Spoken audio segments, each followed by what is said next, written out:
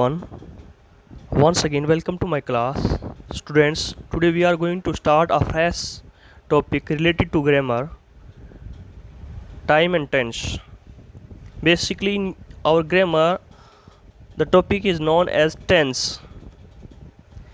Before we start this chapter, I would like to tell something important, or I want to differentiate between time and tense. प्यारे बच्चों, आज है ना हम आपके जो ग्रामर का एक ना टॉपिक है, बड़ा इंपॉर्टेंट टॉपिक टेंस, उसको प्रारंभ करने जा रहे हैं। इससे पहले कि ना मैं टेंस टॉपिक को प्रारंभ करूं, सबसे पहले हमने बारीकी से इसका अध्ययन कर लेना है। टाइम और टेंस के अंदर डिफरेंट क्या होता है, डिफरेंस इसके अंदर क्या है। जहाँ तक बेटा देखो, टेंस एवं टाइम है, टेंस एवं टाइम अलग अलग कॉन्सेप्ट हैं। ये दोनों बिल्कुल भिन्न हैं, दोनों अलग कॉन्सेप्ट है। क्या टाइम एक नेचुरल कॉन्सेप्ट है, जहाँ पर हम बात करें टाइम की, टाइम कैसा कॉन्सेप्ट है, नेचुरल कॉन्सेप्ट है। यानी कि टाइम बिल्कुल है ना, जैसे कि हम पूरे विश्व की बात करें,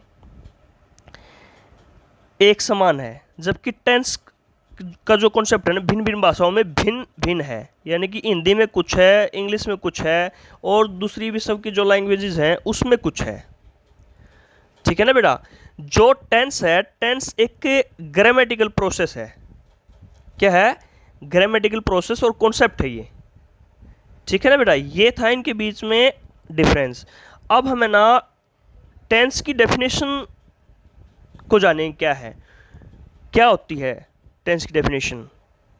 अगर हम बात करें तो टेंस की डेफिनेशन क्या है बेटा, कि to express the time of an action और its degree of completeness these tense is used.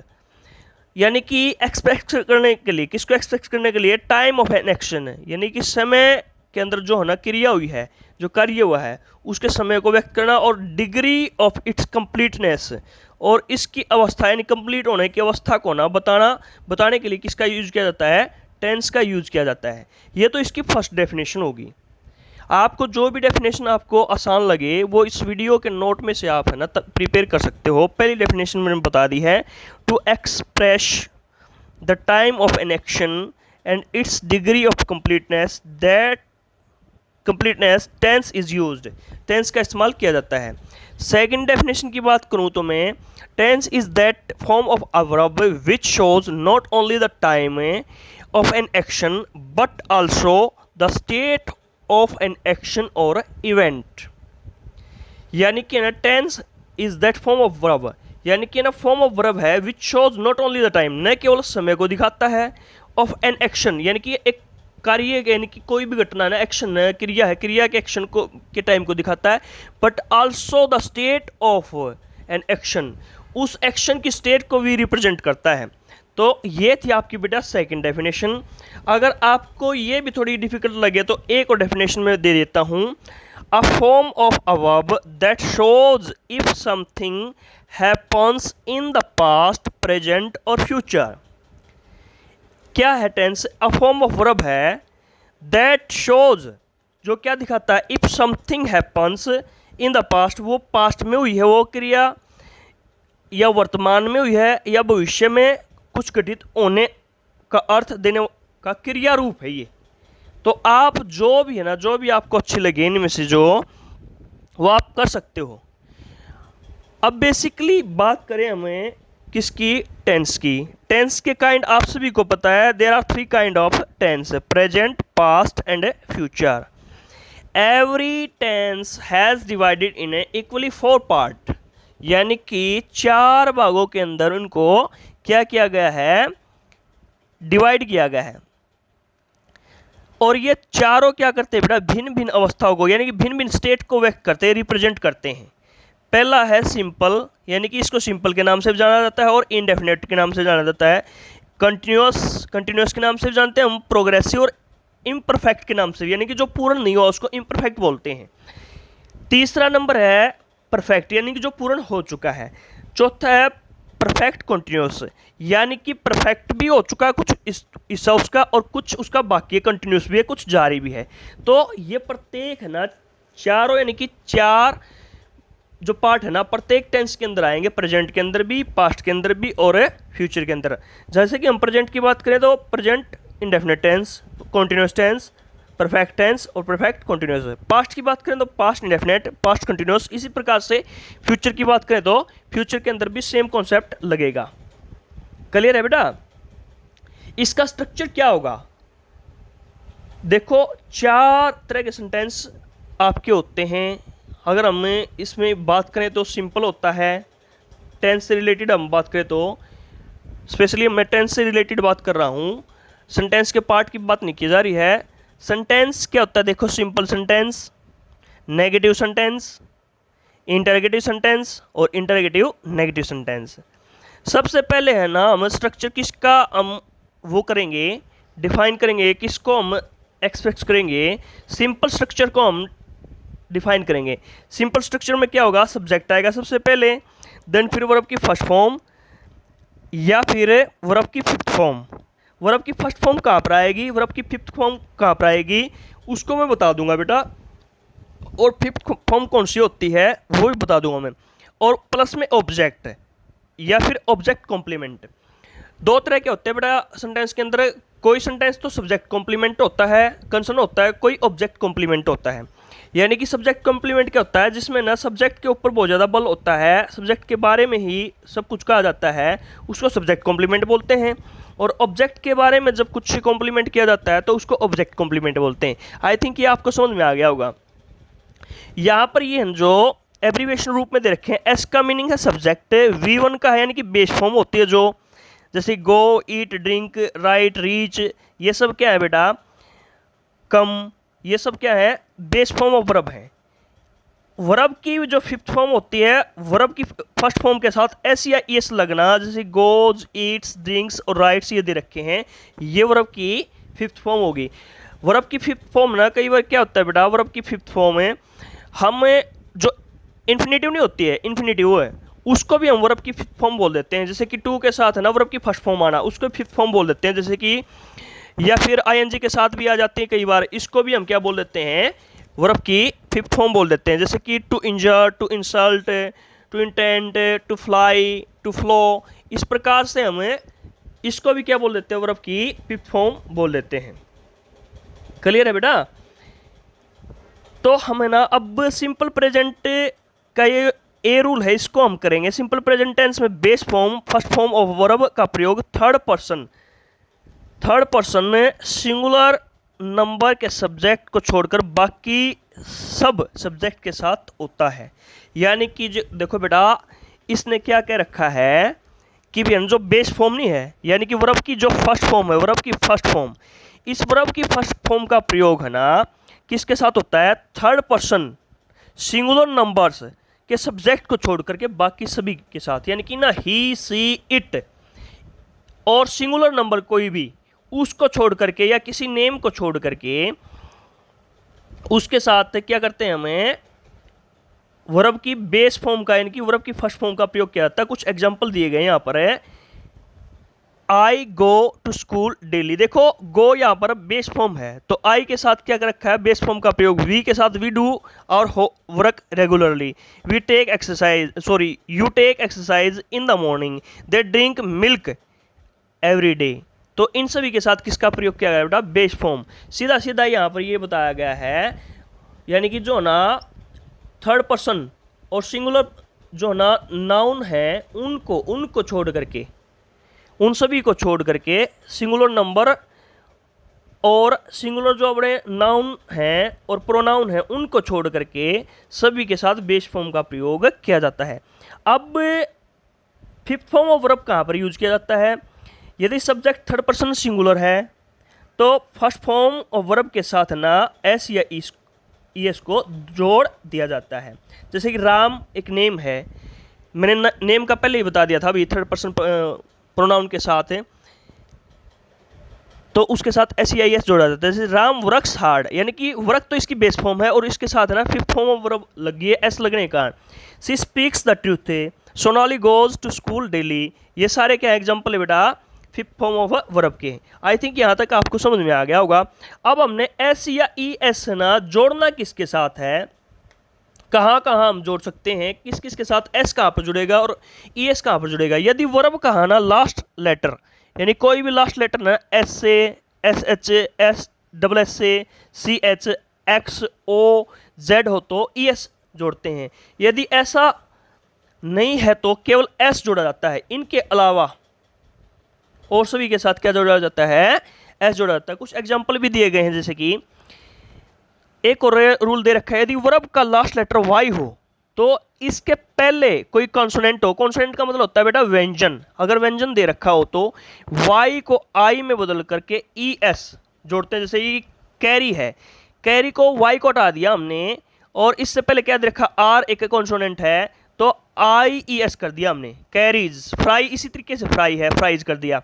यदि लास्ट लेटर वाई है और उसके बाद पहले ठीक वोवल, वोवल मीन स्वर है, अपने वोवल कितने हैं, ए ई आई ओ यू, 5 वोवल्स हैं। अगर ये दे रखे हैं लास्ट, यानी कि वाई, वाई से पहले वोवल दे रखा है तो हम किसको, उसको डिफरेंट रूप से हमें क्या करेंगे। जैसे कि प्रे, वाई से पहले ए है तो प्रेज, प्ले वाई से पहले वोवल है तो क्या हो जाएगा, जैसे कि बॉय है बॉयज हो जाएगा। तो सेम कॉन्सेप्ट लगेगा। अब बेटा इंट्रोगेटिव सेंटेंस के अंदर, इंट्रोगेटिव के अंदर क्या हो जाएगा, डू डज को सब्जेक्ट से पहले रखा जाता है, फर्स्ट फॉर्म ऑफ वर्ब यानी कि वर्ब की बेस फॉर्म का इस्तेमाल किया जाता है। ये स्ट्रक्चर क्या है, इंट्रोगेटिव सेंटेंस का है। Do does plus subject plus verb की फर्स्ट फॉर्म प्लस ऑब्जेक्ट और साइन ऑफ ए इंट्रोगेशन, ये हो जाएगा। नेगेटिव सेंटेंस के अंदर क्या हो जाएगा बेटा, नेगेटिव का स्ट्रक्चर क्या है, नेगेटिव में ना सब्जेक्ट के रूप में आई वी यू दे या कोई प्लूरल नाउन हो तो डू नॉट का प्रयोग होता है। यदि सब्जेक्ट ही सी इट या कोई अन्य थर्ड पर्सन सिंगुलर नाउन है तो उसके साथ डज नॉट का प्रयोग किया जाता है। सीधा सीधा कहने का मतलब क्या है बेटा, ही सी इट इत्यादि और कोई भी सिंगुलर नाउन है उसके साथ या कोई नेम है उसके साथ तो डज नॉट का प्रयोग किया जाता है। बाकी जो है ना प्लूरल नंबर हैं, आई वी यू दे इत्यादि, इनके साथ है ना हम किसका प्रयोग करेंगे, डू नॉट का प्रयोग करते हैं। स्ट्रक्चर क्या रहेगा बेटा इसका, सब्जेक्ट डू डज में से एक, नोट वर्ब की जो फर्स्ट फॉर्म लगेगी और फिर उसके बाद ऑब्जेक्ट लगेगा। ये आपका हो गया स्ट्रक्चर। क्लियर है बेटा, यहाँ तक आपको आई थिंक समझ में आ गया होगा। नेगेटिव का भी आ गया है और उसके बाद इंटरोगेटिव का भी आ गया है, और इंटरोगेटिव और नेगेटिव क्या हो जाता है, इनका मिक्स हो जाता है। अगर इंटरोगेटिव नेगेटिव की बात करूँ ना मैं, तो उसमें क्या हो जाएगा बेटा, डू ओ जो डज है ना वो आगे चले जाएंगे, किससे पहले, सब्जेक्ट से पहले। तीसरे नंबर पर हम नोट को प्लेस कर देंगे, यानी कि डू डज के बाद ठीक सब्जेक्ट को और फिर नोट को हमें प्लेस कर देंगे, वो इंटरोगेटिव नेगेटिव हो जाएगा। ये था हमारा पूरा टोटल स्ट्रक्चर। अब बात करते हैं हम ना, क्या करते हैं कि भैया ना इसके यूजेस कहाँ कहाँ पर होते हैं, जो बेसिकली जिसके आधार पर क्वेश्चन आपके एग्जाम में पूछे जाते हैं, यूज को हम वो करेंगे। आगे बढ़ते हैं बेटा, uses of a simple present tense. इसमें जो जो आपके ना काम के मैं उनको करवाऊंगा। यूजेस कहाँ कहाँ होते हैं, सबसे पहले to express the permanent actions, यानी कि जो स्थायी जो कार्य होते हैं ना उसको व्यक्त करने के लिए हम किसका प्रयोग करते हैं, प्रेजेंट इंडेफिनिट टेंस का प्रयोग करते हैं। जैसे कि आई लिव इन पटना, मैं कहाँ पर रहता हूँ, पटना में रहता हूँ। सी रन्स अ ब्यूटी पार्लर, वो ब्यूटी पार्लर चलाती है। संजय कम्स फ्रॉम रोहतक या रांची, कुछ भी बना सकते हो आप इसका। ये परमानेंट है एक्शन।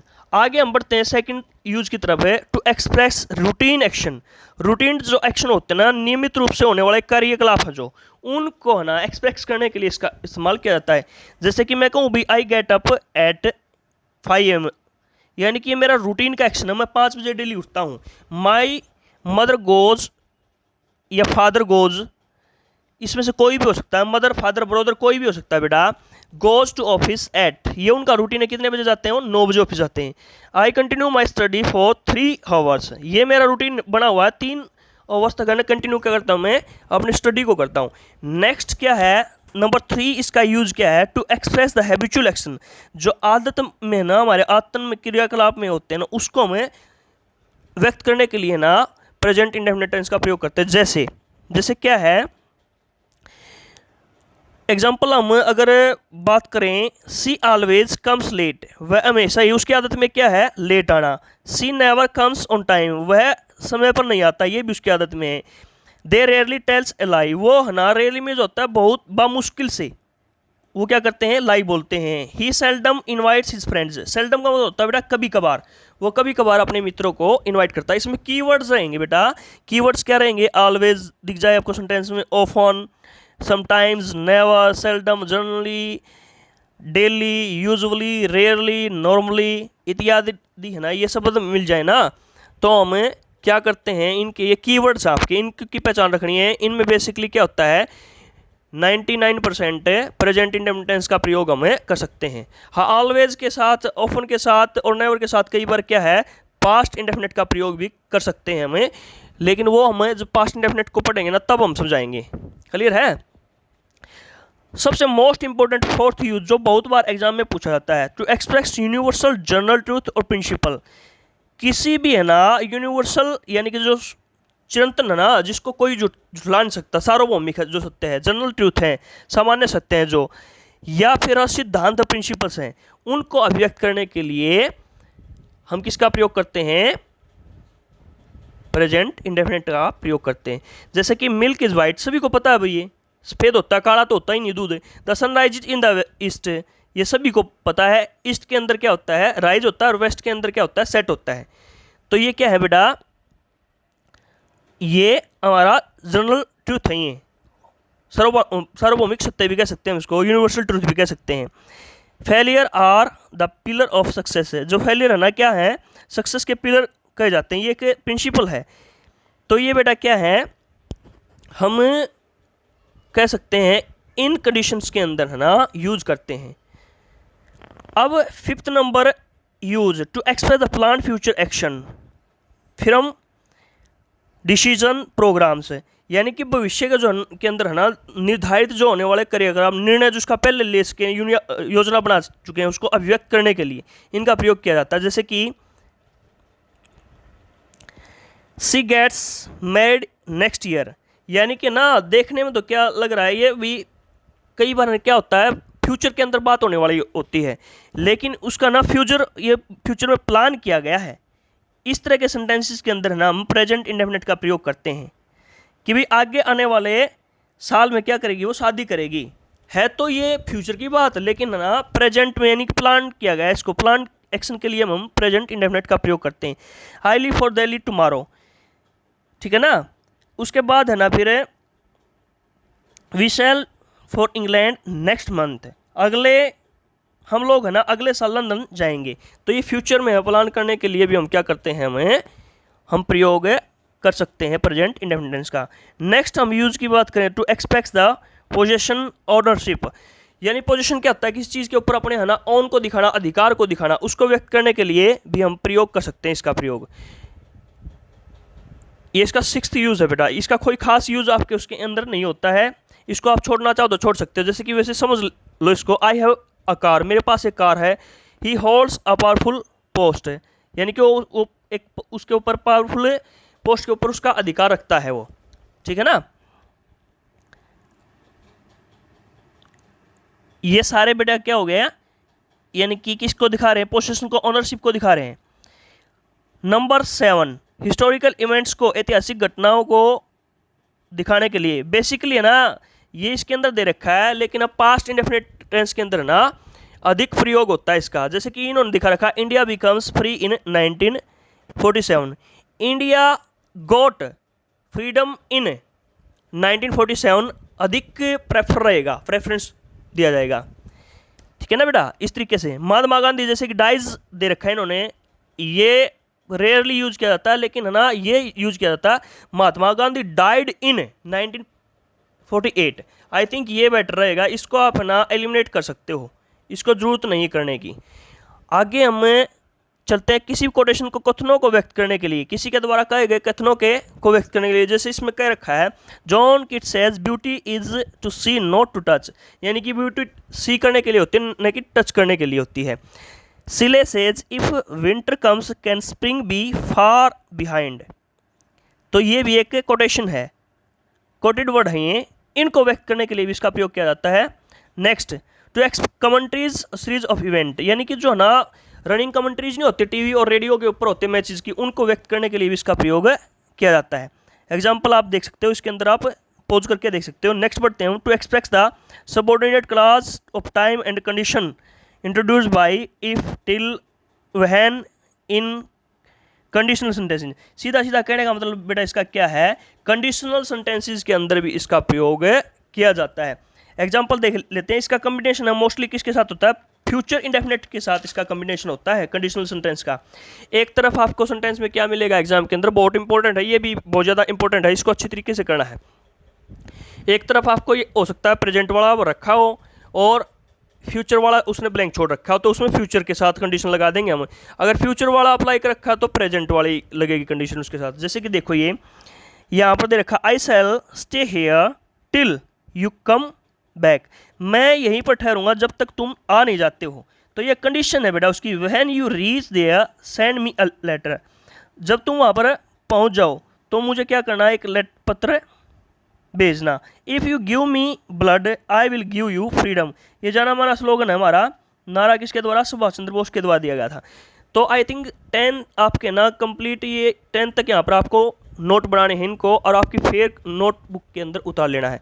जिसने पहले वाली क्लास के अंदर है कर रखा है, यहाँ तक कर रखा तो ठीक है, नहीं तो इससे आगे वाले आप जोड़ लेने हैं आपको। आई थिंक ये आज तक आपको समझ में आ गया होगा। Thank you and have a nice